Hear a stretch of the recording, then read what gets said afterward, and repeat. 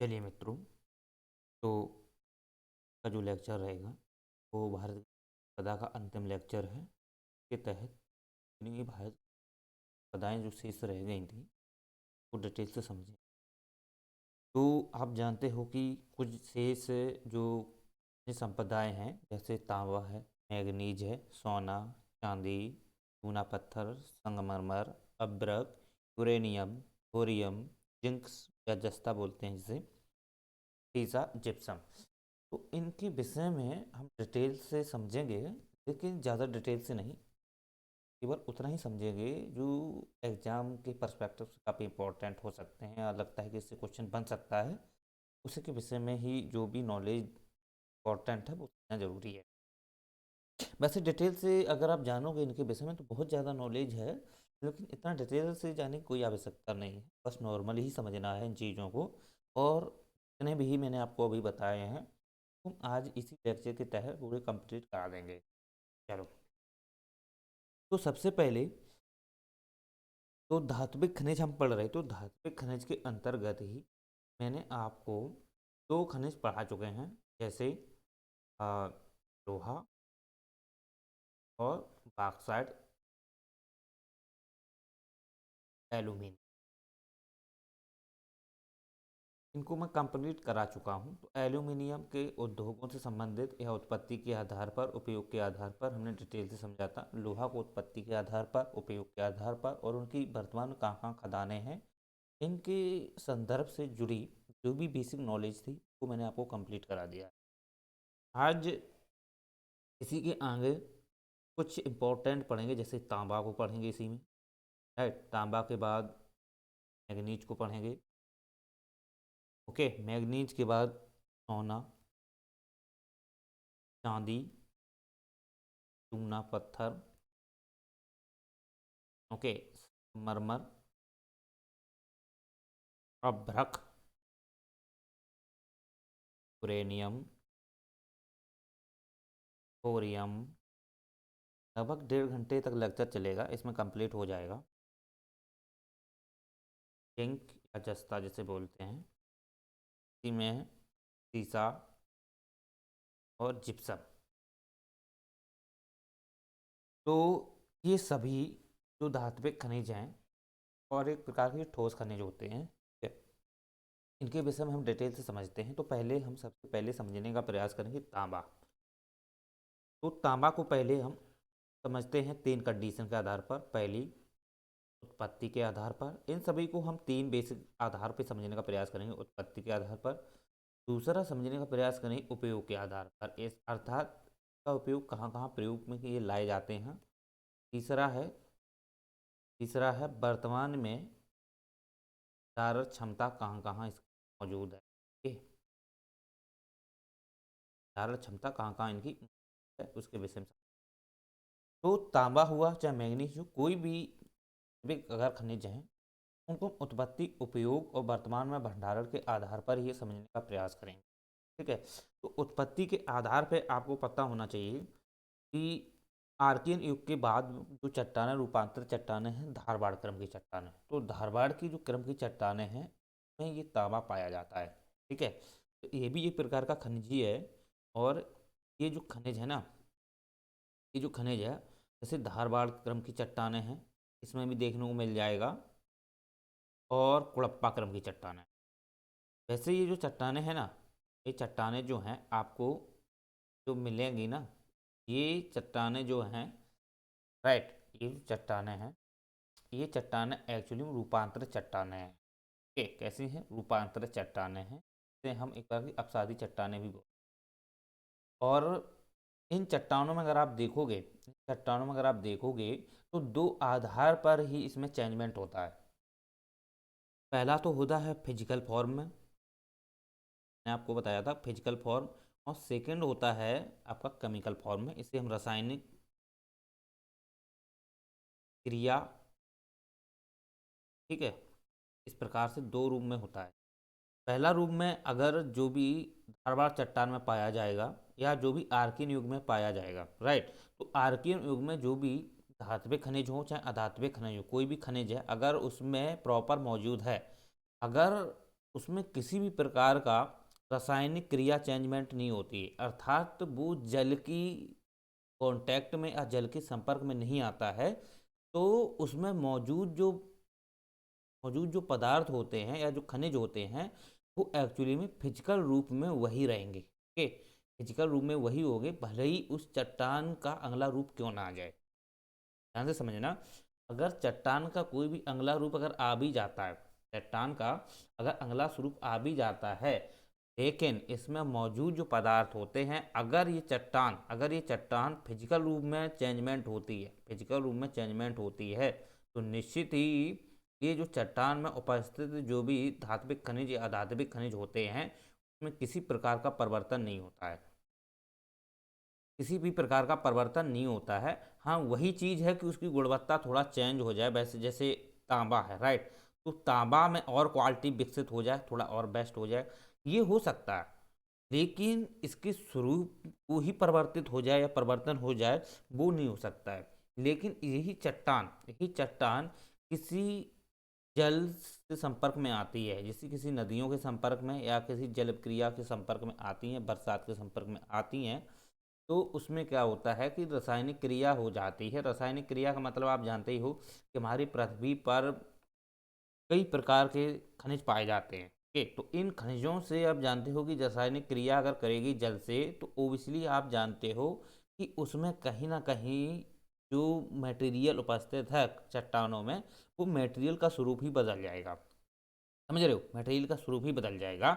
तो एक बात दिमाग में समझना कि अगर यही धारवाड़ चट्टान है, अगर इसका फिजिकल स्वरूप होता है तो उसके अंतर का जो मौजूद जो खनिज होते हैं उनका उसमें किसी प्रकार का परिवर्तन देखने को नहीं मिलेगा।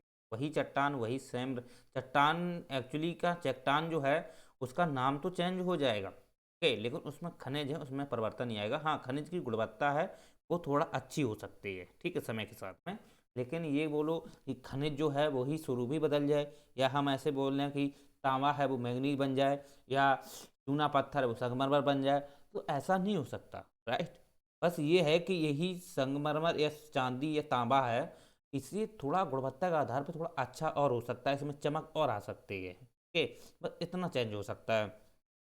लेकिन यही चट्टान जब रासायनिक क्रिया के मतलब रासायनिक क्रियाओं से जब गुजरती है, यानी कि मिट्टी या जल से, जैसे जल वर्षा होती है पानी की सतह से, तो उनमें क्या होता है कि इस चट्टाने में जो पोषण या जो भी खनिज होते हैं मौजूद होते हैं, वो रासायनिक जल से क्रिया कर लेते हैं तो अपना स्वरूप ही परिवर्तित कर लेते हैं, ठीक है। तो इन चट्टानों पर अगला कुड़प्पा क्रम की चट्टानें आपने देखी हो, इनके बाद जो कुड़प्पा क्रम की चट्टानें मिलती हैं, ओके, इनके बाद जो कुड़प्पा क्रम की चट्टानें मिलती हैं, कुड़प्पा क्रम की चट्टानों अगर आप देखोगे तो इनका ही रूपांतरित चट्टानें होती हैं, इनका ही स्वरूप होता है, रूपांतरित स्वरूप होता है। तो मैंने आपको बता दिया कोई भी चट्टान हो वो दो स्वरूपों से बदलती है, पहला फिजिकल, दूसरा केमिकल। अगर लेकिन ये बदलेगी ना तो कुड़प्पा ही रहेगी, ये इसके धारबाड़ होने के बाद ये कुड़प्पा ही बनेगी। लेकिन ये कुड़प्पा जो बनी है इसमें दो प्रकार के स्वरूपें देखने को मिल जाएंगी, पहला तो इसका फिजिकल रूप मिल जाएगा और दूसरा इसका केमिकल रूप। तो फिजिकल रूप में जो मिलेगा वो यही धात्विक खनिज रहेंगे, जो इसकी कुड़प्पा क्रम की जो रासायनिक स्वरूप में मिलेगी तो उसमें आपको परिवर्तन मिलेगा, क्योंकि उसमें मौजूद जो चट्टानें होती हैं या खनिज होते हैं उस वो खनिज दूसरे प्रकार के मिल जाते हैं, ठीक है। तो ये दिमाग में आपके होना चाहिए। तो आप जानते हो कि जैसे जो खनिज हैं, जैसे तांबा मैंने आपको बताया, तो तांबा जो है वो धारबाड़ क्रम की चट्टानों में देखने को मिलता है। लेकिन अगर इसका फिजिकल स्वरूप में ही ये परिवर्तन होता है ना, तो यही जो तांबा है आपको कुड़प्पा क्रम की चट्टानों में भी देखने को मिल जाए। तो आप कह सकते हो कि धारबाड़ की चट्टानें और कुड़प्पा क्रम की चट्टानें हैं, इन चट्टानों में आपको तांबा मिलेगा। अगर कुड़प्पा क्रम की चट्टानों का फिर से फिजिकल स्वरूप अगर चेंज होता है तो फिर ये तांबा भी यहाँ पे भी मिल जाएगा। तो जैसे इसके बाद बिंद क्रम की चट्टानें आ जाती हैं।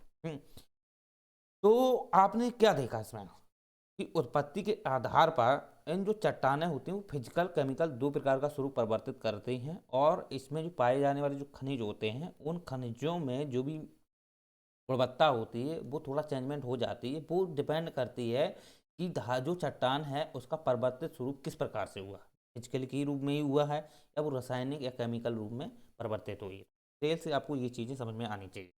तो उत्पत्ति के आधार पे आपने तांबा को समझ लिया कि तांबा उत्पत्ति के आधार से कहाँ कहाँ मिलता है, तो कडप्पा क्रम की चट्टान मिल जाएगा और धारवाड़ क्रम की चट्टानों में मिल जाएगा।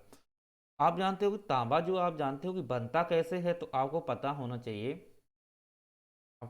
चाहिए कि कोई चीज़ अगर जो भी धात्विक खनिज पाए जाएंगे, ओके, धात्विक खनिज पाए जाएंगे, उनमें कहीं ना कहीं अगर आप देखोगे तो उनका जो स्वरूप है, उनका जो परिवर्तित स्वरूप है, वो डिपेंड करता है जितने भी जीव जंतु होते हैं, ये राइट, जीव जंतु हैं, वनस्पतियां हैं, ठीक है, इनसे ही उसमें क्या है कि रूपांतरित बदलाव होता रहता है, निरंतर एक्सचेंज होता रहता है। तो इसी के आधार पर ही ये तांबा जैसे अन्य खनिज हैं और भी बनते हैं।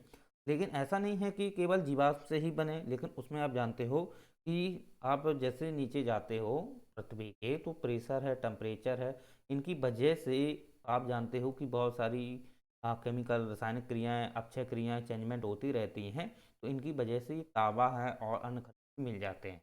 लेकिन तांबा जो है, तांबा जो खनिज मिलता है, तो ऐसा नहीं है कि ये वास्तविक में उसी जिस प्रकार का तांबा आप देखते हो ये ऐसा ही तांबा होता है। एक्चुअली आप देखते हो कि इसके अपने उद्योग होते हैं, ठीक है, इसके अपने उद्योग होते हैं। इन उद्योगों के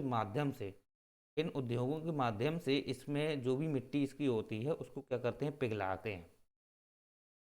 तो पिघलाने पे आप जानते हो पर यही इसके कई सारे उद्योग मिलेंगे, जैसे ताम्र प्रगलन जिसे बोलते हैं, आ, उद्योग होते हैं तांबा के, राइट। तो ताम्र पिघलन आपको उद्योग मिलेंगे। इन उद्योगों में अगर आप देखोगे तो इनमें इस तांबे को क्या है, जो मिट्टी आती है इसकी, इसको पिघला के तांबा बनाया जाता है। तो तांबा आप जानते हो एक प्रकार का सोने जैसा कलर का ही होता है, राइट, कलर सोना नहीं होता है, तांबा एक प्रकार का कॉपर जो आपने देखा हो वो उसी कलर का ही होता है, ठीक है। तो इसको जब पिघलाते हैं तो पिघलाने के बाद आप जानते हो कि इससे भी कई सारे कार्बन प्रदूषण फैलते हैं, ओके, जैसे आपने पढ़ा हो कार्बन मोनोऑक्साइड है। तो ये भी एक प्रकार का देखा जाए तो प्रदूषण इससे निकलता है, लेकिन इसकी जो मात्रा होती है बहुत कम होती है, ज़्यादा नहीं होती, ठीक है, और इतना घातक भी नहीं होता है, बिल्कुल नॉर्मल होता है, ठीक है। आप ये चीज़ें समझ सकते हो। इसके बाद आप जानते हो सल्फर डाइऑक्साइड है, तो ये भी काफ़ी निकलती है, तो ये पर्यावरण को प्रदूषण करता ये भी है, लेकिन इसकी तुलना में ये कुछ ज़्यादा करता है। तो इस वजह से आप जानते हो कि ताम्र प्रगलन जो ये व्यवस्थाएं होती हैं उनको नियंत्रित किया जाता है, राइट, उनको नियंत्रित ही किया जाता है कि वो कम से कम कार्बन मोनोऑक्साइड या सल्फर डाइऑक्साइड इनका क्या करे, उत्सर्जन कम करे, राइट। तो इसके लिए आप जानते हो कि इसमें अन्य धातुएं भी मिलाते हैं, लेकिन वो तांबा में नहीं मिलाते हैं, इनकी पिघलानी की अवस्था को लेकर मिलाते हैं, ताकि जैसे मैंने आपको बताया था मैग्नीज को, ठीक है, तो मैग्नीज को क्या करते हैं, पिघलाने का काम कराते हैं। तो इससे है आप जानते हो कि इसमें जो उत्सर्जन होगा वो बहुत कम होता है, जो उत्सर्जन है वो बहुत कम मिलेगा, ठीक है। तो इसमें सल्फर डाइऑक्साइड, कार्बन मोनोऑक्साइड जैसी गैसें उत्सर्जित नहीं होती हैं ऐसा कुछ पदार्थ है ही नहीं जिसमें होती ना हो। लेकिन थोड़ा आप जानते हो कि उसमें जो भी मौजूद जो धात्विक खनिज के अंतर्गत जो उसकी विशेष प्रक्रिया होती है आयनों की, तो वो डिपेंड करती है कि उसमें किस प्रकार की है। तो फिर कार्बन मोनोऑक्साइड है, सल्फर डाइऑक्साइड है, अन्य जहरीली गैसें हैं वो सर्जित, हम्म, ये समझ में आना चाहिए। तो उत्पत्ति का आधार पे आपने समझ लिया। दूसरी बात है कि इसका जो उपयोग है वो कहाँ कहाँ होता है। तो उपयोग में अगर आप देखोगे, उपयोग में आप जानते हो कि जो उद्योग होते हैं, ठीक है, उद्योगों में भी इसका प्रयोग किया जाता है, उद्योगों में भी इसका प्रयोग किया जाता है तांबा का उद्योगों में प्रयोग, जैसे आप जानते हो बिजली विभाग के जैसे उद्योग आपने देखे हों, बिजली विभाग, तो उसमें कॉपर का प्रयोग किया जाता है कि नहीं, राइट, किया जाता है, कॉपर का प्रयोग किया जाता है नहीं, तांबे का बिल्कुल किया जाता है, तरह किया जाता है। इसके बाद आप जानते हो इसका अन्य उद्योग, जैसे आपने देखा हो तांबे के अपने बर्तन देखे हों, में भी देखने को मिलते हैं, तांबे के बर्तन भी आते हैं, हाँ, उसमें भी इसका प्रयोग किया जाता है। इसके बाद घरेलू जैसे प्रयोग होते हैं, घरेलुओं में आप जानते हो कि घरेलू में भी इनका प्रयोग किया जाता है तांबे का, अलग अलग में, ठीक है। इसके बाद आप जानते हो अन्य में आप जानते हो बहुत सारे ऐसे भी आपको मिलेंगे जो इसे क्या बोलते हैं, उनको उनका बताना ही ज़रूरी नहीं है, इम्पोर्टेंट नहीं है, बस बेकार की चीज़ें हैं, उनको नहीं समझना है बस। हाँ, एक चीज़ और दिमाग में रखो, इसको और प्रयोग में अगर आप देखोगे तो मशीनरी चीज़ों में प्रयोग किया जाता है। ठीक, जो मशीनरी होती हैं उनमें भी इसका प्रयोग करते हैं, क्योंकि इसके जो रासायनिक उत्पाद होते हैं, हम ऐसे कह सकते हैं, इसके जो रासायनिक उत्पाद होते हैं कहाँ कहाँ प्रयोग किए जाते हैं। रासायनिक उत्पाद, तो रासायनिक उत्पाद आपको पता होना चाहिए। तांबे बर्तन में प्रयोग किए जाते हैं, बिजली विभाग क्षेत्रों में प्रयोग किए जाते हैं, मशीनरी में भी इसके प्रयोग किए जाते हैं। इसके बाद आप जानते हो कि इसका जो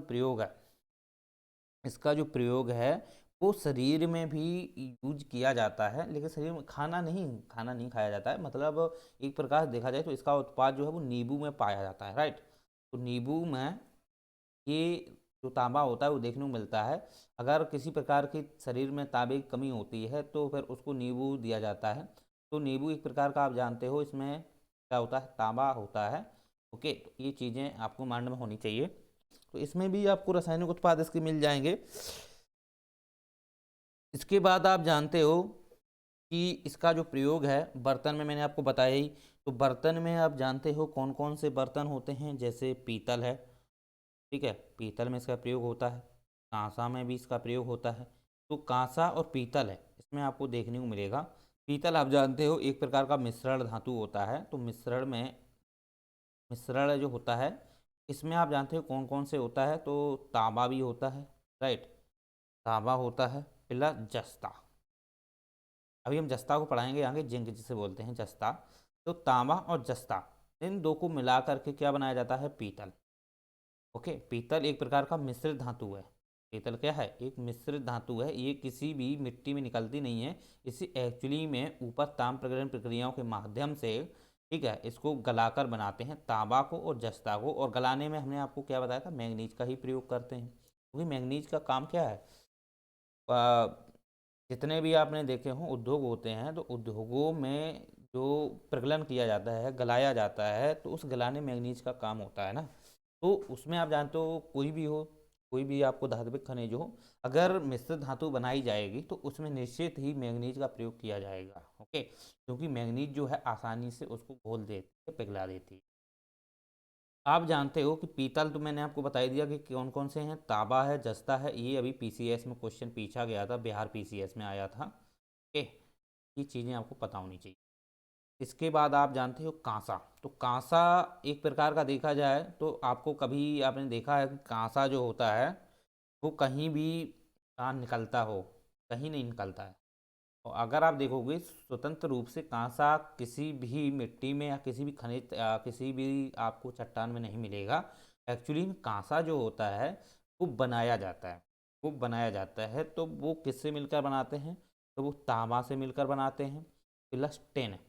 ठीक, टिन और तांबा इन दोनों को हम क्या करते हैं, प्रगलन करते हैं, अर्थात गलाते हैं। तो इसके बाद यही क्या बन जाता है, कांसा बन जाता है। तो आपने देखे हो पीतल के बर्तन हैं, पीतल के बर्तन जैसे शादी समारोह में दिए जाते हैं, ठीक है, कांसा के भी बर्तन दिए जाते हैं। ओके, तो पीतल के आप जानते हो कि बर्तन दिए ही जाते हैं। इसके बाद आप जानते हो कि तांबे के तो बर्तन होते ही हैं। तांबे का आपने देखा हो कि लोग हैं सूर्यदेव पे जल चढ़ाते हैं, उसमें तांबे का रखते हैं, कभी कोई पीतल का भी रखता है। तो ऐसे भी बर्तन यूज किए जाते हैं। इन चीज़ों में तांबा का काफ़ी भारी मात्रा में प्रयोग होता है। और बिजली क्षेत्र में तो होता ही है, कॉपर का बिजली में आप जानते हो।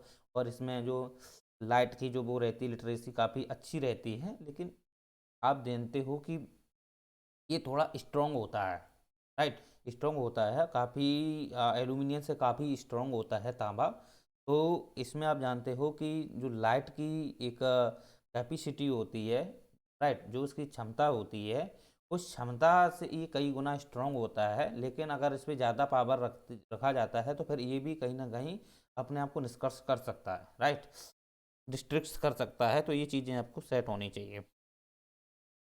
साथ ही साथ आप जानते हो रासायनिक उत्पाद के अंतर्गत अगर आप देखोगे, रासायनिक उत्पाद में एक मिनट, ये रासायनिक आप अगर देखोगे, ये रासायनिक उत्पाद नहीं है, सॉरी, ये है इसके भौतिक उत्पाद। ये इसका क्या है, भौतिक उत्पाद है। ये यहाँ से हटाओ, उसको भौतिक उत्पाद है। रासायनिक उत्पाद में अगर आप शामिल करना चाहते हो तो रासायनिक उत्पाद में यहाँ पे एक बार लिख लेना भौतिक उत्पाद। रासायनिक उत्पाद में अगर आप देखोगे तो लीला थोथा आपने नाम सुना हो, लीला थोथा, ये एक प्रकार का जहरनुमा होता है, ठीक है। ये कीटाणुओं को, जो भी छोटे छोटे कीटाणु होते हैं उनको मार देता है लीला थोथा। इसमें होता क्या है एक्चुअली में, कॉपर सल्फेट होता है। क्या होता है इसमें? कॉपर सल्फेट होता है। कॉपर सल्फेट होता है, तो यही जो है एक प्रकार का लीलास होता है। कॉपर सल्फेट का तो मतलब ही है, जो आप जानते हो कॉपर सल्फेट। तो ये चीज़ें आपको समझ में आनी। तो उत्पत्ति के आधार पे समझ लिया, उपयोग के आधार पे समझ लिया। रासायनिक का मतलब तो आप पता होना चाहिए। रासायनिक का मतलब यही होता है कि इसके निर्माण प्रक्रिया में और रासायनिक चीज़ों का, पदार्थों का एक मिलन करके इनको नया पदार्थ बनाना ही रासायनिक उत्पाद बोलते हैं। और भौतिक उत्पाद ऐसे होते हैं कि उसकी गुणवत्ता वही बनी रहती है, उसको थोड़ा प्रगलन के माध्यम से उसको क्या है, अन्य जो औद्योगिक क्षेत्र होते हैं या कुछ ऐसे घरेलू क्षेत्रों में इसका यूज करते हैं, तो वो भौतिक में हो जाता है। चलिए, तो ये चीज़ें समझ में आनी चाहिए। अब हम बात करते हैं कि इसकी वर्तमान में भंडारण क्षमता कहाँ कहाँ कैसी क्या है, इसको थोड़ा समझ लो एक बार।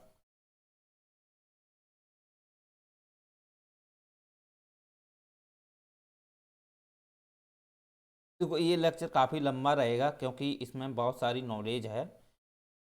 रहे हो, बहुत लेक्चर हो गए हैं खनिज संपदा से, तो आज हम इसमें इसके अंतर्गत ख़त्म कर देंगे सभी को। तो खदान की अगर बात की जाए तो खदान में आप जानते हो तांबा की बहुत सारी खदानें आपको मिल जाएंगी। तो खदान में सबसे महत्वपूर्ण खदानें आपको मिलेंगी, जैसे उड़ीसा वाला क्षेत्र है। तो पहले आप प्रथम खदान में तो छोटा नागपुर पठार ले लो, ठीक है। छोटा नागपुर पठार एक ऐसा पठार है, इसमें सभी प्रकार के खनिज मिल जाएंगे। सभी प्रकार के, सोना नहीं मिलेगा लेकिन अन्य खनिज जो होते हैं वो आपको मिल जाएंगे। हम्म। तो इसमें आप जानते हो जैसे तावा, तो तावा में आप जानते हो छोटा नागपुर में पठार में, जैसे उड़ीसा वाले क्षेत्र में अगर आप देखोगे तो उड़ीसा वाला जो क्षेत्र है, जैसे क्योंझर है और मयूरभंज है, ये दो खदानें बहुत ही ज़्यादा फेमस हैं। क्योंकि ये उड़ीसा वाली जो क्योंझर है, मयूरभंज है, यहाँ पर महानदी के किनारे ये अवस्थित है ना, तो ये खदानें काफ़ी फेमस हैं। और अगर काला हांडी भी देखोगे तो काला हांडी भी आ जाती है, क्योंकि कहीं ना कहीं इसमें थोड़ा बहुत तो मिलता ही है। तो यहाँ पर जितनी भी खदानें हैं सभी में तांबा देखने को मिल जाता है, राइट। उड़ीसा वाला क्षेत्र देख लो। इसके बाद पश्चिम बंगाल में भी, पश्चिम बंगाल भी शामिल कर लेते हैं। और झारखंड तो है ही, ठीक है, झारखंड तो है ही। और इसके बाद एक आ जाता है आपका पश्चिम बंगाल है, झारखंड है, छत्तीसगढ़ है, बिहार भी आ जाता है इसमें, लेकिन थोड़ा आता है लगा हुआ ऊपर का हिस्सा, उसको शामिल नहीं करते हैं। तो झारखंड में अगर आप देखोगे तो पलामू वाला क्षेत्र है, में मिल जाएगा। और धनबाद, धनबाद वाला जो खदानें हैं उसमें आपको ये मिल जाता है तांबा। चलो, तो ये समझ में आना चाहिए आपके, ओके। पश्चिम बंगाल में ज़्यादातर ये नहीं देखने को मिलता है। पश्चिम बंगाल में छोटा नागपुर पठार है, तो उस वजह से पश्चिम बंगाल मैंने आपको बता दिया है। वैसे पश्चिम बंगाल में इसकी स्थिति बहुत कम है। उड़ीसा वाले क्षेत्र में तो मिल भी जाएगा, और झारखंड में है, छत्तीसगढ़ में तो कोरबा की खदान आप जानते ही हो, काफ़ी फेमस रहती है। तो कोरबा की खदान में आपको मिल जाएगा ये। इसके बाद आप जानते हो कि एक चीज़ आप, चलो हम उसको बाद में नोट डाउन करा देंगे। एक चीज़ और समझो, छोटा नागपुर के पठार में ये सब आपको पता होना चाहिए। जैसे इसकी आप लिख लो कोरबा की खदान। अगर आप इसकी लिखना चाहो तो रानीगंज है, ठीक है, वही इंपॉर्टेंट है। अगर इसमें देखो पाया जाता है, बहुत कम मिलता है ना। इसके बाद आप जानते हो राजस्थान में आ जाओ, तो राजस्थान में मिलेगा खेतड़ी, ठीक। तो खेतड़ी खदान है, काफ़ी फेमस है, काफ़ी फेमस है, क्योंकि हमारे जो पूर्वज रहे हैं सिंधु घाटी सभ्यता में, तो उन्होंने भी अगर प्रयोग किया है तो खेतड़ी खदान से, जो आज वर्तमान में फेमस है, उससे ही वो तांबा का प्रयोग करते थे। ठीक है। और सर्वप्रथम उन्होंने इसी खनिज का या इसी धातु का इन्होंने खोज की थी, तांबे की। तांबे की खोज किसने की थी? इन्होंने की थी। तो इन्हीं में आपने देखा हो कांस्य युगीन जो सभ्यता आई थी, वो तांबे की खोज से संबंधित है। और क्योंकि तांबा और टिन से जो मिला के कांसा बनाया था, तो उसमें उन्होंने कांसे के बर्तन बनाए थे। तो कांस्य युगीन जो सभ्यता आती है वो एक प्रकार की सिंधु घाटी सभ्यता ही है। ठीक है। क्योंकि उस समय आप देखा जाए तो ताम्र युगीन भी सभ्यता बोलते हैं। ठीक। ताम्र पाषाण काल सभ्यता बोलते हैं। तो ताम्र पाषाणीन सभ्यता बोलते हैं। तो ये जो सभ्यता है, उस समय सिंधु घाटी जो सभ्यता के लोग थे, उन्होंने सर्वप्रथम जो तांबे की ही खोज की। ठीक है। जबकि आयरन की खोज किसने की थी? आयरन की अर्थात लोहा की खोज की थी आपके जो आर्य लोग थे, उन्होंने की थी। चलो, तो इतना समझ में आना चाहिए। खेतड़ी खदान है, इसमें एक खदान और है, वो भी शामिल कर लो। जैसे उसमें आ जाती है आपकी संबलपुर अलवर वाली खदान है, उसमें आप लिख लो संबलपुर खदान। संबलपुर और अलवर। ठीक है। इसी में आपको ये खेतड़ी वहीं मिल जाएगा। अब संबलीपुर में खेतड़ी भी वहीं पर स्थित है। चलो, तो ये समझ में आना चाहिए। इसके बाद आता है एमपी। तो मध्य प्रदेश वाला क्षेत्र देख लो। अर्थात एमपी मध्य प्रदेश में अगर आप देखोगे तो आपको मिलेगा छिंदवाड़ा और बालाघाट। बालाघाट और छिंदवाड़ा। ठीक है। ये दो काफ़ी फेमस खदान है, इनको समझ लो। अगर इसमें और अंदर जाना चाहते हो तो छिंदवाड़ा में ही आपको मिलेगा देवड़ी। ठीक है। देवड़ी, तो देवड़ी एक खदान है, वो छिंदवाड़ा में ही है। ठीक है। तो वहाँ से तांबा का मतलब उत्खनन किया जाता है, निकाला जाता है। ओके, तो ये चीज़ें आपको समझ आनी चाहिए। चलो, महाराष्ट्र में भी एक मिलता है। ठीक है। महाराष्ट्र में भी मिलता है, तो महाराष्ट्र भी शामिल कर लेते हैं। महाराष्ट्र में भी मिल जाता है। चलो, तो ये चीज़ें आपको समझ में आनी चाहिए। महाराष्ट्र में अगर आप देखोगे ना, तो एक तांबा का एक पट्टी है। ठीक है। तांबा की एक पट्टी है, अर्थात महाराष्ट्र और एमपी में है, दो में है, दो को मिला के कर लो। ठीक है। एक तांबे की पट्टी मिल जाएगी आपको महाराष्ट्र और एमपी में। ठीक है। उस पट्टी में तांबा काफ़ी मात्रा में देखने को मिलता है। ठीक है। तांबा जो है वो काफ़ी मात्रा में मिल जाता है। तो ये चीज़ें आपके माइंड में सेट होनी चाहिए।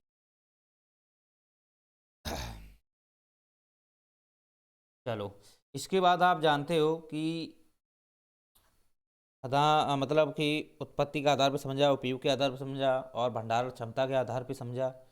तो जो तांबा है वो इतनी मात्रा में नहीं पाया जाता है, ज़्यादा मात्रा में नहीं है। ओके, कम ही पाया जाता है भारत में। जो खदानें आपको बताई हैं, तो इन खदानों में ऐसा नहीं है कि काफ़ी भरपूर मात्रा में हो। ठीक है, नॉर्मल है, आपूर्ति के लिए ठीक है। चलिए, तो इसके बाद आप जानते हो कि इसका जो थोड़ा और चीज़ एक समझ लो। हम्म एक चीज़ और समझ लो। मैंने आपको बताया ही था। उसके बाद देखो, ये भी समझ लिया है, ये भी समझ लिया है, ये भी समझ लिया है। अगर इसमें कुछ चीज़ें रह गई हैं उपयोग के आधार पर, तो उपयोग के आधार पर एक दो पॉइंट और हैं, वो भी आप नोट डाउन कर सकते हो।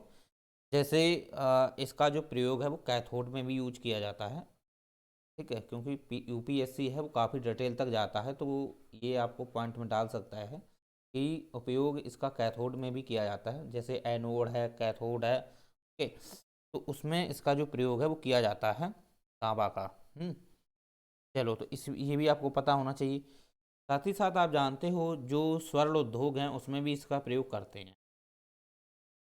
स्वर्ण उद्योग, तो स्वर्ण उद्योग में भी इसका प्रयोग करते हैं। जैसे जो सोना बनाते हैं ना, तो उसमें सोना जब बनाते हैं तो उसको बनाने के लिए एक जो तकनीक होती है या कोई ऐसा उपकरण होता है, वो एक्चुअली में तांबे का होता है। ठीक है?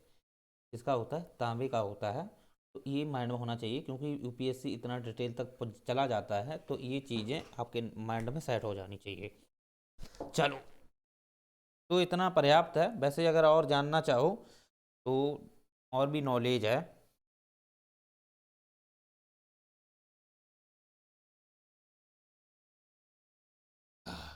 अगर हिस्ट्री का पोर्शन अगर लेना चाहो तो हिस्ट्री का थोड़ा बता दें। जैसे जो खेतड़ी थी, खेतड़ी के जो राजा थे, उन्होंने विवेकानंद को एक सोई की उपाधि दी थी। तो ये मैड में याद कर लेना, यूपीएससी पूछ सकता है कि खेतड़ी कौन से राजा थे। ठीक, उनका नाम तो याद नहीं है, लेकिन एक्चुअली में वो खेतड़ी के ही राजा थे, जिन्होंने विवेकानंद को सोई की उपाधि दी थी। चलो, ये दिमाग में आपको हो जानी चाहिए। इसको जो नियंत्रण करता है, ठीक, इसको जो नियंत्रण करता है, तो वो तो आपको मैंने पहले ही बता दिया था, केंद्र सरकार करती है। ठीक है, और केंद्र सरकार जो है वो राज्यों को क्या देती है, रॉयल्टी देती है। रॉयल्टी का जो लाभ है वो देती है। इसके बाद के लिए जो केंद्र सरकार है, केंद्र सरकार आप जानते हो, इस पे केंद्र सरकार का अपना एक उद्योग मंत्रालय होता है। उद्योग मंत्रालय के तहत ही ये सभी जो व्यवस्थाएं हैं, ठीक है, भंडारण क्षमताओं को लेकर के वो क्रियान्वित विनियमित किया जाता है। उनका देख रेख है, उनसे जुड़ी जो भी गतिविधियाँ हैं वो सब इसी से संभाली जाती हैं। और आप जानते हो, इसको एक प्रकार से देखा जाए तो नेशनल, ठीक, नेशनल कॉपर लिमिटेड, तो एक प्रकार की कंपनी है, सरकार की ही कंपनी है, इसके द्वारा इसको विनियमित किया जाता है। ठीक है, ये चीज़ें आपको समझ आनी चाहिए। तो इसमें खास ज़्यादा है ही नहीं, खास ज़्यादा है ही नहीं। लेकिन हाँ, दो चीज़ें और हैं, अगर आप लिखना चाहो वो भी लिख सकते हो। जैसे जो तांबा है, तांबा को दो आधार पे देखने को मिलता है। एक तो मिलता है मूल्यांकन के आधार पर, राइट, और दूसरा मिलता है मात्रात्मक। तो मात्रात्मक है और मूल्यांकन है, इनको थोड़ा समझ लो। जैसे मूल्यांकन दृष्टि से अगर देखा जाए तो सबसे ज़्यादा जो आपको तांबा मिलेगा वो मिलेगा झारखंड में। सबसे ज़्यादा कहाँ मिलेगा, झारखंड में। जबकि मात्रात्मक दृष्टि से वो उड़ीसा में मिलेगा। ओके, मात्रात्मक मूल्यांकन का मतलब है कि इसमें क्वालिटी संबंधित है। मात्रात्मक मतलब है कि इसमें सबसे ज़्यादा के आधार पर मात्रा, मतलब कि उपस्थिति के आधार पर है तो उड़ीसा में मिल जाएगा। ओके, जबकि मूल्यांकन के आधार पर, उसकी गुणवत्ता के आधार पर अगर देखा जाए बेस्ट क्वालिटी में, तो वो झारखंड में भी मिल जाएगा। ये चीज़ें आपके सेट होना चाहिए। और खेतड़ी खदान जो है वो खैर सबसे पुरानी खदान है, काफ़ी फेमस है, इसलिए उसका नाम जरूर आता है। तो ये आपके माइंड में, दिमाग में हो जानी चाहिए। तो इतना पर्याप्त है तांबा के संदर्भ में। बहुत ज़्यादा अंदर डिटेली से आपको समझाए हैं। चलो, दूसरा आता है आपका इसी के अंतर्गत, वो आता है मैग्नीज। तो अभी मैंने आपको मैग्नीज के विषय में बताया ही था, उसको थोड़ा और समझ लो। मैग्नीज, अब थोड़ा हम स्पीड में पढ़ाएंगे, थोड़ा समझते जाना। जो मैग्नीज है, एक्चुअली में इसका जो प्रयोग किया जाता है वो जो लौह इस्पात उद्योग होते हैं, लौह इस्पात जो उद्योग होते हैं, इन उद्योगों में इसका प्रयोग करते हैं मैग्नीज, राइट। पहले आप उत्पत्ति के आधार पर अगर समझना चाहो तो समझ लो। उत्पत्ति के आधार पर, तो उत्पत्ति के आधार पर आप जानते हो ये भी जो चट्टानें होती हैं, इन चट्टानों से ही निकलता है। जितनी भी मैंने आपको चट्टानें बताई हैं, ऊपर की धारबाड़ हैं और ये हैं बिंदक्रम की हैं, कुड़प्पा की हैं, तो इन्हीं चट्टानों से निकलता है, इन्हीं चट्टानों से निकलता है। तो ये जो प्रयोग किया जाता है, राइट, का जो प्रयोग किया जाता है, तो आपने देखा हो प्रयोग के आधार पर। देखो, उत्पत्ति के आधार पर इसमें कोई ज़्यादा नहीं समझना है। उत्पत्ति जो है वही चट्टानें हैं, तो जो हम आपको बता चुके हैं वही चट्टानें हैं। अगर पूछा जाए तो उसी चट्टानों में आप क्लिक कर देना, सही जाएगा। ठीक है, तो मैग्नीज जो है उत्पत्ति के आधार पर आप समझ लो। तो उत्पत्ति के आधार पर, सॉरी, उपयोग के आधार पर समझो। तो उपयोग के आधार पर अगर आप देखोगे तो ये कहाँ कहाँ प्रयोग होता है, ये आप जानते हो। जैसे बात्या भट्टी है, ठीक है, तो बात्या भट्टी की ऊपर की जो लेयर होती है, ऊपर की आपने देखी हो, फायर क्ले बोलते हैं इसे, फायर क्ले। तो फायर क्ले एक्चुअली में देखा जाए तो इसी मैग्नीज की बनी हुई होती है, राइट, मैग्नीज की ही बनी होती है। तो ये चीज़ आपके दिमाग में होना चाहिए।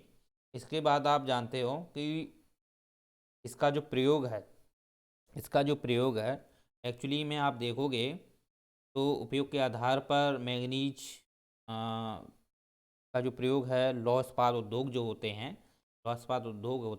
तो लौह इस्पात उद्योगों में जो पिघलाने का काम है वो यही करती है। राइट, जितने भी उद्योग हैं उसमें जो पिघलाने का काम होता है वो मैग्नीज का ही प्रयोग किया जाता है। कई बार आपको बताए हैं, मैग्नीज का ही प्रयोग करते हैं।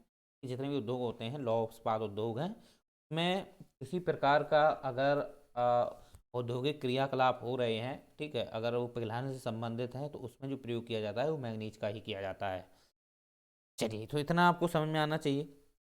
इसके बाद आप जानते हो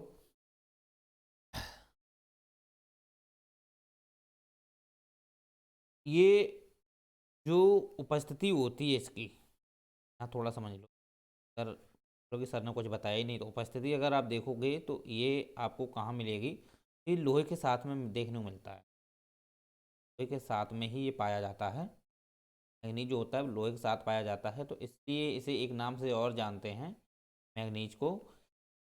वो नाम अगर लिखना चाहो लिख सकते हो, फेरोमैग्नीज बोलते हैं। तो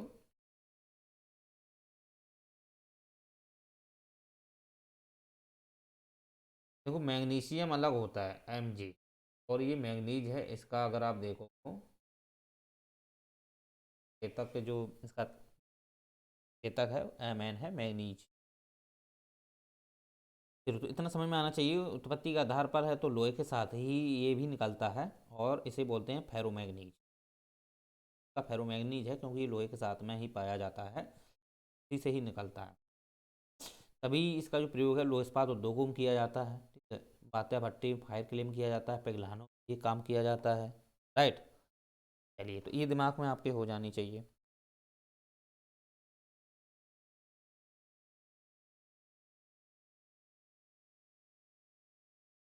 इसके बाद आप जानते हो कि ये कुछ अन्य रासायनिक पदार्थ होते हैं उसके साथ भी ये प्रयोग किया जाता है, ठीक है। जैसे उपयोग में, अगर आप जानते हो रासायनिक उत्पाद के आधार पर, आप थोड़ा समझ। अभी मैंने ऊपर आपको ये जो समझाए हैं उत्पाद, ये वाला उपयोग के आधार पर, ये बहुत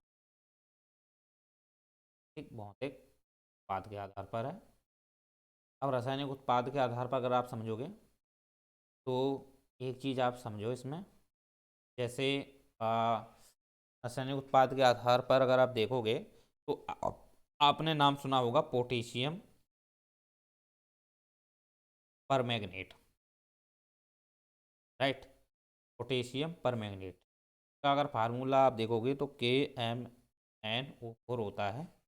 ओके, लेकिन आप ये जो अगर आप देखोगे ना, ये जो पदार्थ हैं या जो अणु हैं, ये एक्चुअली में जो प्रयोग हो, ये एक्चुअली में अगर देखो जाए तो ये आक्सीकारक पदार्थ होते हैं। आक्सीकारक, राइट, ये कैसे होते हैं? आक्सीकारक होते हैं। राइट, इसी में अगर आप देखोगे तो जो क्रोमियम भी होता है, जैसे K2Cr, Cr2 राइट, तो ये जो है पोटेशियम क्रोमियम जो ऑक्साइड का जो एक रासायनिक उत्पाद होता है, राइट, तो इसमें भी आप देखोगे ये भी एक आक्सीकारक होता है, भी एक आक्सीकारक होता है। ठीक है, तो ये चीज़ें आपको समझ में आनी। आक्सीकारक कौन कौन होते हैं? पोटेशियम परमैंगनेट है, और आपको क्रोमियम जो ऑक्साइड होता है ये भी आपको ऑक्सीकारक ही मिलेगा। ठीक है, देखो इसमें ये मैग्नीज है, राइट, ये देखो इसमें मैग्नीज है, लेकिन ये इसमें मैग्नीज नहीं है, लेकिन ये ऑक्सीकारक पदार्थ हैं, इसलिए आपको मैंने बताया दिया है। तो ये देखो मैग्नीज है, तो इसके पोटेशियम परमैंगनेट होता है। और इसका अगर आप देखोगे जो प्रयोग होता है ना, का जो प्रयोग होता है वो होता है जो रॉकेट के रॉकेट होते हैं उसमें जो ईंधन होता है, ओके, उसमें ईंधन होता है, उसके जलाने का काम करता है। हम्म, रॉकेट जितने आप देखे हो लॉन्चर होते हैं, पर छप्पड़ किए जाते हैं, जब वो ऊपर जाते हैं, राइट, ऊपर लमसम में 1000 किलोमीटर से ऊपर जाते हैं तो उनके पास ऑक्सीजन नहीं होती। ऑक्सीजन नहीं मिलती उनको बाहर से, फिर वो क्या करते हैं, ये पोटेशियम परमैंगनेट जो भर के जाता है, तो यही क्या करता है, इसके साथ आप जानते हो जो KMnO4, ये क्रिया करेगा H2SO4, ठीक, सल्फ्यूरिक अम्ल से, ठीक। तो फिर ये आप जानते हो क्या बनाता है, ये बनाता है K2SO4 पोटेशियम सल्फाइड, फिर इसी में बनाएगा MnSO4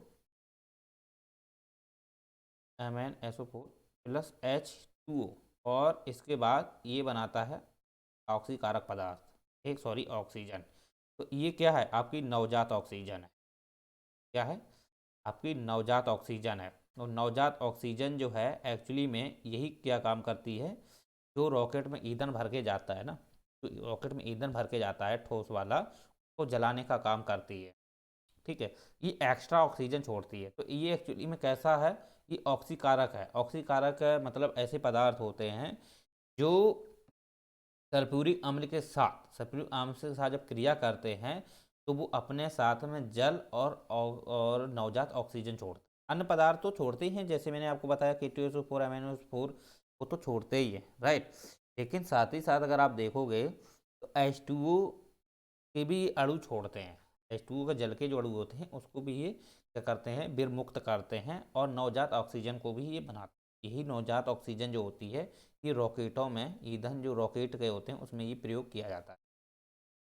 चलो, तो इतना समझ में आना चाहिए। आक्सीकारक किसे कहते हैं, तो आक्सीकारक आप जानते हो, आक्सीकारक आप जानते हो किसे कहते हैं, मतलब जिसकी क्रिया, जिसकी क्रिया आप हम्म, हाँ, मतलब जिसकी क्रिया H2SO4 से कराई जाए, क्रिया किसी भी मतलब ऐसे होते हैं पदार्थ जिसकी क्रिया H2SO4 से कराई जाए, और वो जल और नवजात ऑक्सीजन को अगर वो उत्सर्जित करते हैं, तो निश्चित ही वो पदार्थ जो होते हैं वो ऑक्सीकारक पदार्थ होते हैं, मतलब ऑक्सीजन को विमुक्त कर रहे हैं, ठीक। जो ऑक्सीजन को छोड़ते हैं, अलग करते हैं, तो वो कहलाते हैं ऑक्सीकारक। और ऑक्सीकरण आपने सुना हो, ऑक्सीकरण का मतलब ये होता है कि कोई पदार्थ है, राइट, कोई पदार्थ है, वो पदार्थ ऑक्सीजन से क्रिया करता हो, समझ रहे हो, ऑक्सीजन से क्रिया करता हो, मतलब नवजात ऑक्सीजन से क्रिया करता हो, या कार्बन मतलब ऑक्सीजन से क्रिया करता हो, ये आपकी ऑक्सीजन है, ये आपकी नवजात ऑक्सीजन। नवजात मतलब एक शिशु ऑक्सीजन होती है, तो वो इसकी तुलना में थोड़ा कम होती है ना, नवजात है, ठीक है। तो ऑक्सीकरण का मतलब है दो टाइप से होती है, एक नवजात ऑक्सीजन से भी होती है, एक होती है आपकी ये मतलब ऑक्सीजन से, ठीक, एक नवजात ऑक्सीजन, एक ऑक्सीजन से। और जितने भी पदार्थ हैं, जितने भी पदार्थ हैं, जब ये हवा के मतलब कि वायु के संपर्क में आते हैं, तो वो ऑब्वियसली वो ऑक्सीकरण क्रिया कर लेते हैं, ठीक है। जैसे कार्बन आप ले लो, ठीक, कार्बन जब आप बाहर निकालते हो तो ऑब्वियसली आपको किससे क्रिया करेगा, ऑक्सीजन से। जब इसे जलाते हो तो वो जलाता, जब जलाओगे तो वो जब जलता है तो वो किससे क्रिया कर रहा है, कार्बन से, किससे कर रहा है, सॉरी, ऑक्सीजन से। तो ये करता है तो क्या बना देता है, कार्बन डाइऑक्साइड बना लेता है। तो ये क्या है, ये जो प्रोसेस है ना, ये ऑक्सीकरण है। ये प्रोसेस जो होती है ये ऑक्सीकरण होती है, ठीक है। जब कोई भी पदार्थ, कोई भी मेटल, ठीक, कोई भी मेटल है, अगर वो ऑक्सीजन से क्रिया कर लेता है तो वो क्रिया जो कहलाती है ऑक्सीकरण कहलाती है। और जो पदार्थ अपने से नवजात ऑक्सीजन को अलग करता है तो वो ऑक्सीकारक होती है, जो ऑक्सीजन से क्रिया कर लेता है वो ऑक्सीकरण होता है। तो ये चीज़ें समझ में आनी चाहिए। अगर मान लो कार्बन है, अगर यही कार्बन अगर नवजात ऑक्सीजन से क्रिया करता है तो इसका पूर्ण दहन नहीं हो पाएगा, इसका कभी पूर्ण दहन नहीं होगा, तो ये कार्बन मोनोऑक्साइड बनाएगा। ये काफ़ी घातक होती है, ये काफ़ी घातक होती है, बहुत ही घातक होती है, प्रभावशाली होती है। इसमें कण आपको मिल जाएंगे, एस के भी कण मिलेंगे, काफ़ी जहरीले कण मिल जाते हैं। और यही कार्बन है, जब ये ऑक्सीजन से क्रिया करता है तो इसका हो जाता है पूर्ण दहन, का हो जाता है पूर्ण दहन, तो ये कार्बन डाइऑक्साइड से।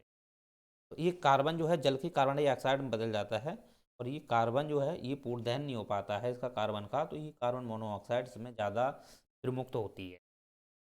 चलो, ये चीज़ें आपको समझ में आनी चाहिए। आपने ये चीज़ें समझ ली, जैसे कि आक्सीय कारक है, ऑक्सीकरण है, और आपने दो नाम और सुने हो, जैसे अपचयन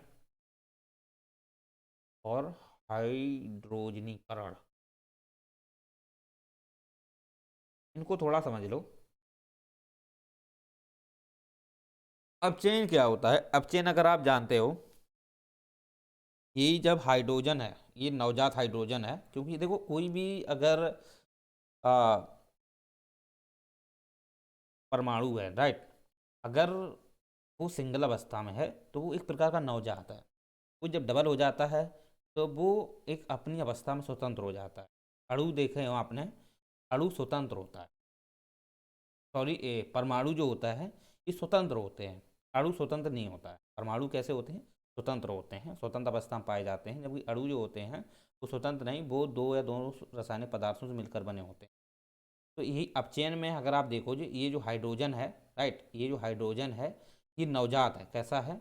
नवजात है। और यही हाइड्रोजन जब किसी से क्रिया करता है, जब किसी से क्रिया करता है तो वही प्रक्रिया जो कहलाती है वो अपचयन कहलाती है। का मतलब ये है कि कोई भी नवजात हाइड्रोजन, कोई भी नवजात हाइड्रोजन अगर किसी से क्रिया करता है, किसी से क्रिया करता है तो निश्चित ही वही क्रिया जो है अपचयन कहलाती है।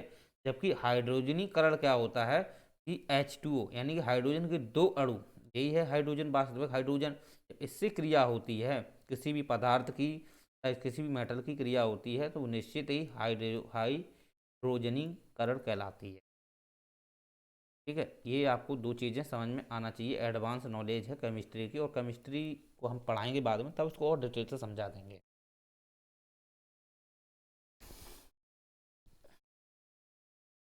चलो, तो इतना आपको समझ में आना चाहिए।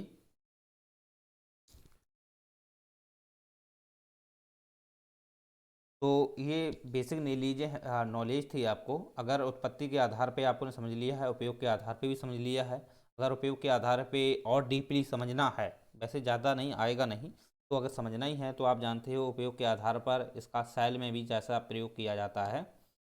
जैसे सेल, शुष्क सेलें होती हैं, जैसे आपने शुष्क सेल, राइट, शुष्क सेल आपने देखे हों, जो आपने ये वाले सेल देखे, ये वाले हैं, इस प्रकार से होते हैं, बैटरी नुमा शुष्क सेल, ठीक। उन सेलों में भी मैग्नीज का प्रयोग होता है।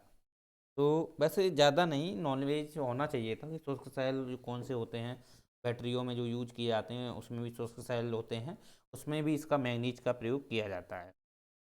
चलो, तो इतना आपको समझ में आना चाहिए।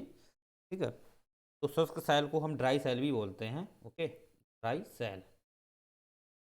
चलो, तो इतना आपको समझ में आना चाहिए। इसके बाद आप जानते हो कि मैग्नीज जो है ना, उसके भंडार जो हैं, तो भंडार वही है जैसे झारखंड में देख लो, मिल जाएंगे आपको। झारखंड में पलामू है, धनबाद है, उड़ीसा में क्योंझर, मयूरभंज है, कालाहांडी है। ओके, महाराष्ट्र में आप जानते हो मिल जाएगा, MP में बालाघाट है, छिंदवाड़ा क्षेत्र है, वही मिलेगा। ठीक है, लेकिन बालाघाट में आपको एक स्थान मिलेगी अरवेली की, वो थोड़ा लिख लो। और तो सब सेम है, सभी सेम है। जैसे आपको मैंने बताया MP में थोड़ा एक खदान आती है, जैसे छिंदवाड़ा, सॉरी, उसमें बालाघाट में। तो बालाघाट वाला जो क्षेत्र है उसमें अरवेली, अरवेली जो खदान है वहाँ पे आपको मिल जाएगा। और छिंदवाड़ा में तो मिलता ही है, लेकिन छिंदवाड़ा में अगर आप देखोगे, जो खदान मैंने आपको बताई थी छिंदवाड़ा में, तो देवड़ी वाली, उसमें ये शायद नहीं मिलता है, केवल उसी में मिल जाता है।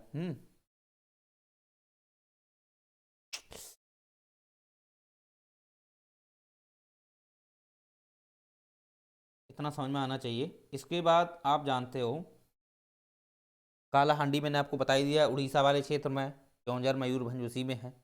हम्म झारखंड में मैंने आपको बता ही दिया है। तो इतना डिटेल से बस नॉर्मल इतना ही आपको समझ आना चाहिए।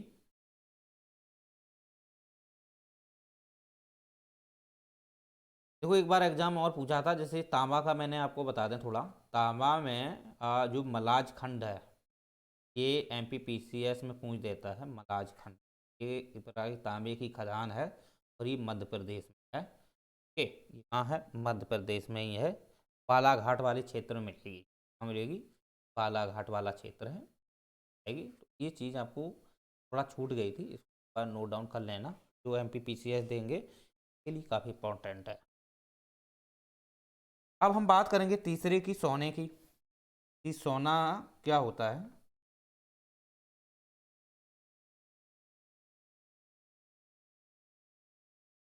तीसरा आपका आता है सोना।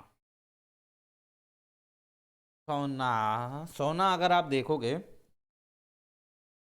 तो ये आपको कौन सी चट्टानों में मिलेगा, ये आपको कडप्पा की क्रम की चट्टानों में मिल जाएगा, राइट।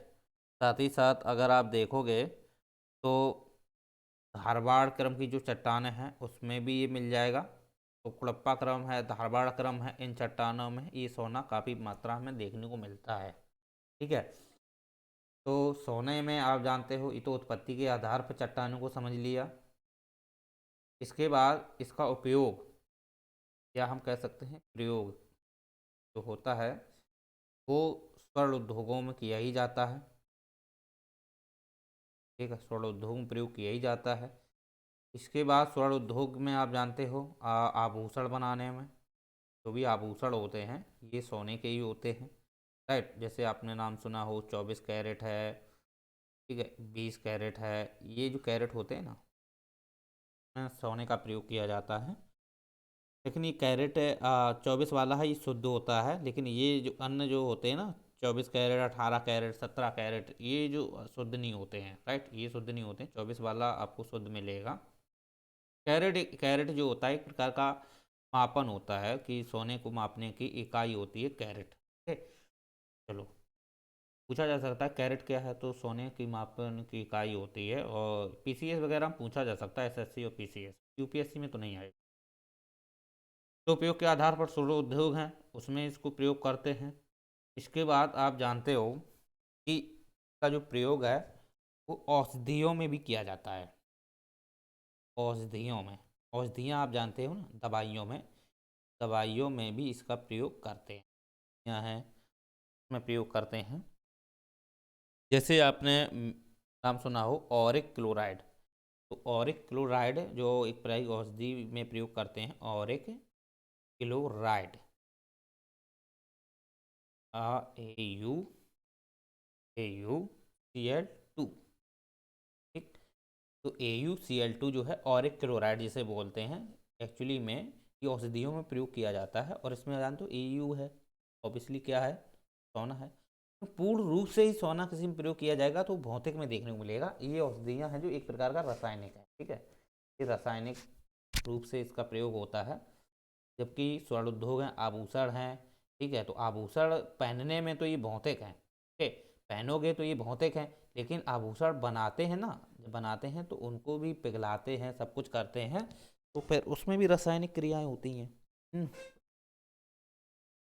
इसके बाद आप जानते हो चमनप्राश, आपने नाम सुना हो चमनप्राश, तो चमनप्राश में भी आपको प्रयोग होता है सोना, ठीक है, सोना मिल जाएगा, प्लस चांदी भी होती है। तो चांदी, सोना का मतलब है, मतलब कि चांदी का मतलब चमकदार हो जाओगे, सोना का मतलब ये है कि आप स्ट्रांग हो जाओगे। चांदी है आपको चमक हो जाएगी, अच्छे लगने लगोगे, सोना है मजबूत बना देता है।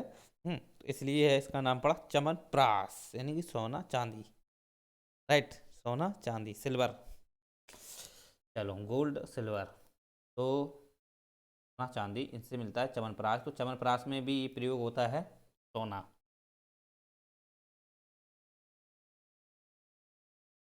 चलिए, तो इतना समझ में आना चाहिए आपको।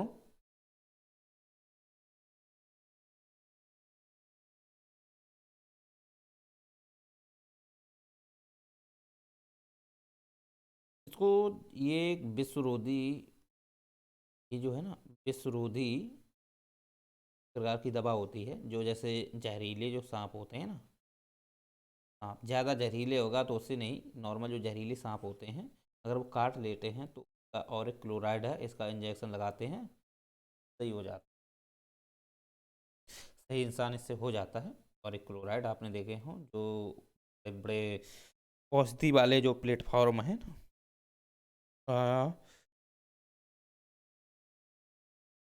चलो इतना समझ में आना चाहिए। इसके बाद जानते हो कि आपको अगर मिलेगा कार कुड़प्पा धारवाड़ उपयोग के आधार पर समझ लिया। पर खदानें थोड़ा समझ लो। खदान में आप जानते हो खदान राजस्थान में भी मिल जाएगी। ओके। सबसे ज़्यादा कर्नाटक में मिलेगी। कर्नाटक में सबसे ज़्यादा सोना देखने को मिलता है। कर्नाटक में कोलार है। खदान है हड्डी। हंडी भी बोलते हैं, इसे हड्डी भी बोलते हैं। कोलार हंडी, ये दो खदानें हैं। ये मिलेंगी आपको शिमोगा चिकमंगलू में का और चिकमंगलू। ठीक, ये जिले के नाम है शिमोगा चिकमंगलू। इनमें कोलार और हड्डी जो खदानें हैं वहीं पर ये सोना पाया जाता है बहुत ही ज़्यादा। ठीक है। इसके बाद आप जानते हो कि मैंने आपको बताया कुड़प्पा क्रम में ही पाया जाता है, तो स्वरूप में तो कुड़प्पा क्रम आंध्र प्रदेश में चट्टानें मिलती हैं कुड़प्पा क्रम की, तो आंध्र प्रदेश में ये सोना मिल जाता है। आंध्र प्रदेश में आपको कुड़प्पा क्रम की चट्टानें मिलेंगी। ठीक है, तो वहाँ पे आंध्र प्रदेश में ये सोना मिल जाता है। ओके, चलिए ये भी समझ में आना चाहिए।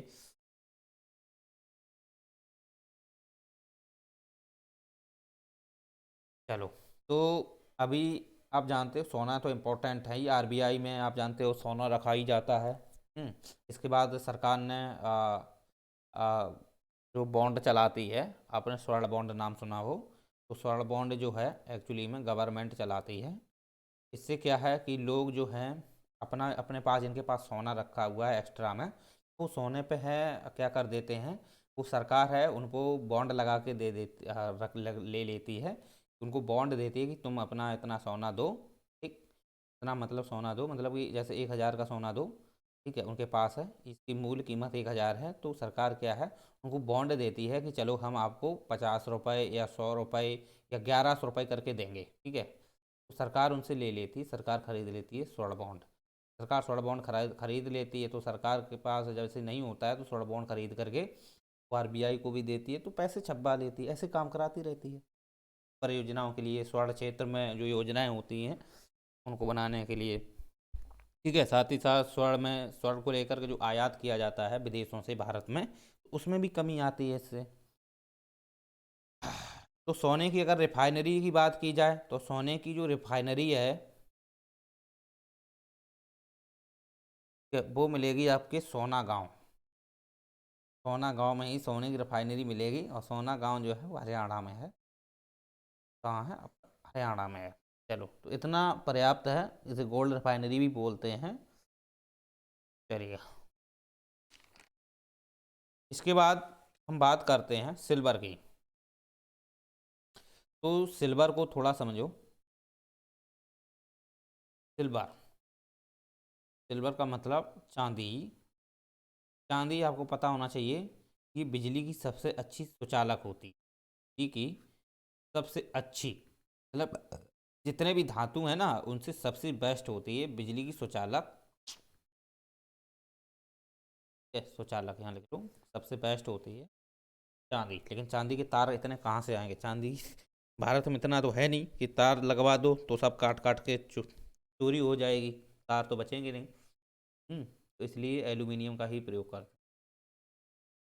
तो सिल्वर है, चांदी है। तो चांदी आप जानते हो, चांदी भी आप जानते हो, वही जो चट्टानें हैं आपको उन्हीं चट्टानों में देखने को मिलती है। जैसे बिंदक्रम की चट्टानें नाम सुनी हो, इन चट्टानों में चांदी मिल जाती है। धारवाड़ कुड़प्पा इनमें भी मिल जाती है। तो इसका जो प्रयोग है आभूषण में प्रयोग किया जाता है, आभूषण पहनने में प्रयोग किया जाता है। उसके बाद आप जानते हो औषधि में इसका भी प्रयोग करते हैं। और आभूषण तो आप जानते ही हो कि कितने सारे आ, जो पैरों के होते हैं, कंदनी होती है, सब ये पहनते हैं लोग। ठीक है, आभूषण।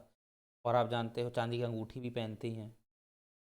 ये सब है, औषधि में तो प्रयोग किया ही जाता है। औषधि में जैसे सिल्वर भस्म। ठीक है, सिल्वर भस्म होती है, लोग इसे खाते हैं। ठीक, काफ़ी महंगी बहुत होती है, ये बहुत ज़्यादा महंगी होती है सिल्वर भस्म। ओके। इसके बाद आप जानते हो इसका प्रयोग चमन प्रयास में भी किया जाता है। मैंने आपको अभी बताया था चमन प्रास है, उसमें इसका प्रयोग किया ही जाता है, सोना चांदी। ठीक है, उसमें इसका यूज होता है। इसके बाद इसका प्रयोग है जो काजू कतली, काजू कतली है उसमें भी प्रयोग किया जाता है। आपने देखे हो जो जितने भी मिठाइयाँ बनती हैं ऊपर की आपने लेयर देखी हो जो चमकीली होती है, ठीक, काजू कतली उसे बोलते हैं, ठीक है। तो वो भी एक प्रकार की देखा जाए तो एक चांदी की परत उस पर होती है, ठीक है। ये होती है चांदी की परत, जो मिठाइयाँ होती हैं उस पर काजू कतली ऊपर होता है, तो उस पर चांदी की परत होती है, उसे लोग खा लेते हैं, बहुत अच्छा लगता है, हैं? लेकिन वो नुकसान नहीं पहुंचाती है, ये दिमाग में आना चाहिए। चलो, इसके बाद आप जानते हो इससे एक स्याही बनती है, सिल्वर नाइट्रेट उसका नाम है। सिल्वर नाइट्रेट होता है, मतलब सिल्वर नाइट्रेट है, इसका अगर आप फार्मूला देखोगे तो AgNO है, सिल्वर नाइट्रेट है, और इसका प्रयोग है स्याही में किया जाता है जिसका नाम है अमिट स्याही। जैसे आप जानते हो कि जो मतदान करने जाते हैं ना लोग, मतदान वोटिंग डालते हैं, तो उसमें क्या है कि एक स्याही होती है वो अंगूठे में लगा देते हैं और या किसी उंगली में लगा देते हैं कि दोबारा मतदान ना कर पाओ, तो वो क्या होती है, अमिट स्याही बोलते हैं, राइट। क्या बोलते हैं उसे, अमिट स्याही। और ये जो बनती है ना, ये सिल्वर नाइट्रेट से ही बनती है, ओके। किससे बनती है, सिल्वर नाइट्रेट। ये PCS वगैरह में क्वेश्चन आ सकता है, आपकी बात संभावना है कि सिल्वर नाइट्रेट किस में प्रयोग होती है, तो अमिट स्याही में। और में भी प्रयोग होती है, जरूरी नहीं सिल्वर उसी में ही हो। तो आप जानते हो कि जितने भी रासायनिक उद्योग और भी होते हैं तो उसमें सिल्वर नाइट्रेट का प्रयोग करते हैं। हम्म। इसके बाद आप जानते हो कि आपने एक नाम और सुना हो, सिल्वर ब्रोमाइड। सिल्वर ब्रोमाइड, जो सिल्वर ब्रोमाइड है इसका जो प्रयोग होता है, इसका जो होता है, जैसे फोटोग्राफिक आपने देखे हो, जो फोटोग्राफिक होते हैं, फ़ोटो लेते हैं फिर उसको फ़ोटो को डिजाइन करते हैं, तो उसमें जो ग्राफिक करते हैं ना, उसमें इस जो अच्छी सी डिजाइन करते हैं मोटे से, आपने देखी हो काफ़ी फ़ोटो होती हैं, तो उसमें जो है ना प्रयोग जो होता है सिल्वर ब्रोमाइड का ही किया जाता है, राइट। का सूत्र जो होता है AgBr है। ये फ़ोटो नहीं हम बता रहे हैं आपको, नॉर्मल मतलब वो फ़ोटो होती हैं जो फोटोशॉपिक जो फोटोग्राफिक प्लेटें होती हैं, आपने देखी हो, फोटोग्राफिक प्लेटें बोलते हैं उन फोटो में इसका प्रयोग होता है सिल्वर ब्रोमाइड का। चलो, तो इतना बहुत है, पर्याप्त है आपके लिए। पांचवी आपकी आती है चूना पत्थर। तो चूना पत्थर आप जानते हो, ये जो बनता है ना, ये एक्चुअली में अगर आप देखोगे तो ये कुड़प्पा क्रम में मिल जाएगा। कहाँ मिलेगा, कुड़प्पा क्रम में, राइट। हड़प्पा क्रम में मिलेगा, और ये एक प्रकार की रूपांतरित देखा है तो रूपांतरित भी है चूना पत्थर, ठीक है। रूपांतरित क्या जिसे हम बोलते हैं, कायांतरित शैल या रूपांतरित शैल। तो चूना पत्थर में अगर आप देखोगे तो चूना पत्थर हड़प्पा क्रम की चट्टानों में मिलेगा, उत्पत्ति इसकी कहाँ होती है, हड़प्पा क्रम में, ठीक है। तो सोना से क्या बन जाता है, चूना पत्थर, सोने से क्या बन जाता है।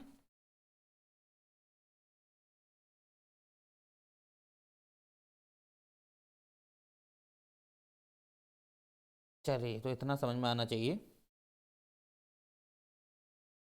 सोना से ही ये चूना पत्थर बनता है, तो हड़प्पा क्रम की चट्टानों में देखने को मिलेगा। इसके बाद आप जानते हो इसका जो प्रयोग है ये दो प्रकार से होता है। एक तो आपको मिलेगा नॉर्मल, ठीक है, एक तो आपको मिलेगा नॉर्मल। तो नॉर्मल आप जानते हो, जैसे एक तो होता है अ, कली चूना, ठीक। एक होता है कली चूना, से बोलते हैं बुझा हुआ चूना, बिना बुझा चूना, सॉरी, बिना बुझा चूना, ठीक। एक होता है CaO, ये जो है बिना बुझा चूना, कैसा है, बिना बुझा चूना होता है, समझ रहे हो? बिना बुझा चूना, ठीक, इसे बोलते हैं कली चूना, क्या बोलते हैं इसे, कली चूना। और एक जो होता है एक जो होता है वो होता है आपका बुझा हुआ चूना, जिसका नाम है CaOH2।